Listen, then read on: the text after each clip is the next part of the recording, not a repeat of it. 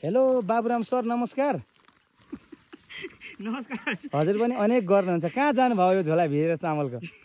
पक्न यहाँ सङ्घर्ष गर्दैछु क्या, सङ्घर्ष गरेर जहाँ गरे पनि ठिकै हो होइन। हजुर विदेशमै गएर गर्नुपर्छ भन्ने छैन। हजुर तपाईँ यस्तै बेलामा भिडियो खिच्नुहुन्छ कि अप्ठ्यारो छ। हजुर हजुर यो चाहिँ भोलिको लागि बजारमा आउने एकदम उत्कृष्ट सबैभन्दा राम्रो राम्रोको वाउ आरु बाख्रा हो। वाउ वाउ हजुरले हाँगा भाँच्यो भन्नाले यति त छाँटकाट गर्नै पर्छ, भाँचेको होइन यो बेच्न राख्न सजाएर राख्ने टक्क एकदमै राम्रो। हजुर उहाँ बुवा पनि भुइँमा एकदम खड्नु भएको छ है।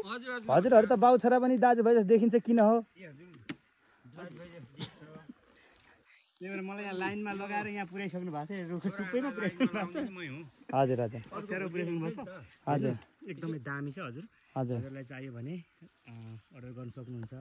हामीले चाहिँ सिन्धुलीतिर लान्छौँ होइन। हजुर र यसको बाहिर मार्केट त त्यति छैन, धेरै टिक्दैन, पातलो बोक्रा हुन्छ, फुटेर झरिहाल्छ होइन। हजुर त्यो भएर छिट्टै बेचिसक्नु पर्ने हुन्छ। हजुर अब ठोकाउनु पनि मिलेन, त्यो भएर म यहाँ अप्ठ्यारो ठाउँमा पनि सङ्घर्ष गर्दै छु। एकदम जोगेर टिप्नु होला सर है। एक दिन पक्कै पनि सफलता मिल्ला भन्ने आश राखेको छु हजुर। हस् त सर हस्। हजुरको भनाइ के छ? मेरो हजुरहरूको नि छोरा बिग्रियो, म बाटो पठाइदिनु एकै झ्यापमा लाइनमै